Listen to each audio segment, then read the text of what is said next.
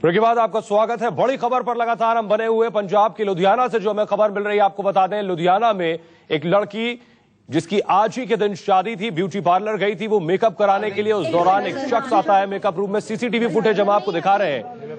Makeup कराने लड़की गई थी पार्लर में, एक शख्स पहुंचता है। सीसीटीवी में अगर आप देख पाए वो शख्स किस तरह से भाग निकला। ये जब गेट के अंदर दाखिल हुआ, मुंह उसने छिपा रखा था, हाथ में एक मग भी देख रहे हैं जिसमें एसिड है। उसके बाद वो अंदर दाखिल होता है, लड़की के ऊपर ये एसिड डालता है। इसके बाद लड़की 50% झुलस गई है और ये शख्स यहां से फरार हो जाता है।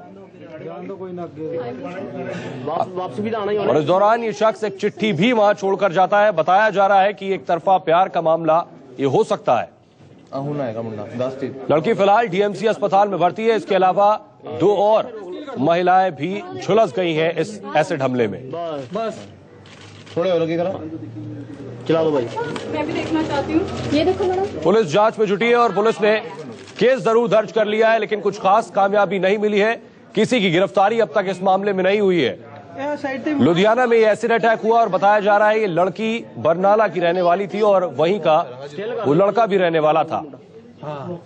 पुलिस की एक थ्योरी ये भी है कि लड़का एक तरफा प्यार में था और लड़के ने उसे ये कहा, या वो चिट्ठी जो फेंक कर गया उस चिट्ठी में लिखा है कि 3 साल से वो इस लड़की से मोहब्बत करता था और लड़की शादी करने वाली थी, इसलिए वो नहीं चाहता था कि उसके सिवा किसी और से उसकी शादी हो। कोई ना वापस भी आना ही होने। इधर आयो प्लीज।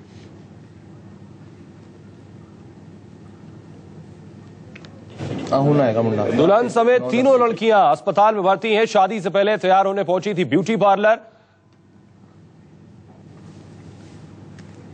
और हमारे साथ खास मेहमान सामाजिक कार्यकर्ता टीना शर्मा जी हैं। टीना जी, सुप्रीम कोर्ट के खास दिशा निर्देश है, सुप्रीम कोर्ट के सख्त आदेश है, उसके बाद भी इस तरह की घटनाएं कम होने का नाम नहीं ले रही। पिछले कुछ दिनों में हमने देखा इस तरह की घटनाएं और बढ़ रही हैं। देखिए, सुप्रीम कोर्ट ने जो अभी रिसेंटली आदेश दिया है Lakshmi versus union of India का, उसमें आदेश में बहुत क्लियर है कि केंद्र अपनी रिपोर्ट इसमें सबमिट करेगा कि एसिड का जो बिक्री है उस पे केंद्र क्या कर रहा है। पहली बात, अभी तक कोई ऐसा सुप्रीम कोर्ट की गाइडलाइंस बहुत क्लियर नहीं है, इसमें बहुत बड़ा लैप्स है इसके कानून में। और दूसरी बात, एक जो सुप्रीम कोर्ट ने और कही है, क्योंकि Lakshmi versus union of India में जो केस हुआ था उसमें सिर्फ एक ही गाइडलाइन आई थी कि 3 लाख रुपए करीब जो है विक्टिम को दिया जाएगा।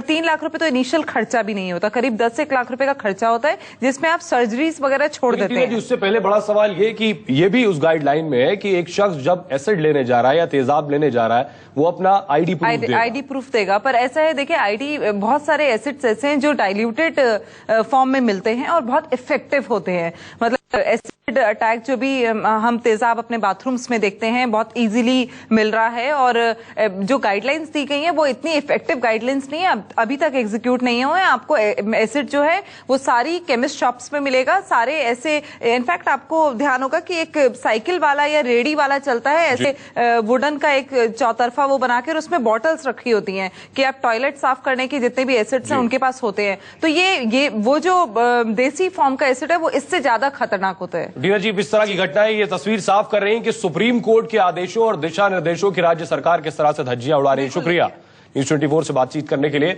तो कुछ ही पलों के लिए रुक रहे हैं, लेकिन आप कहीं मत जाइएगा। न्यूज 24 पर खबरों का सिलसिला लगातार जारी है।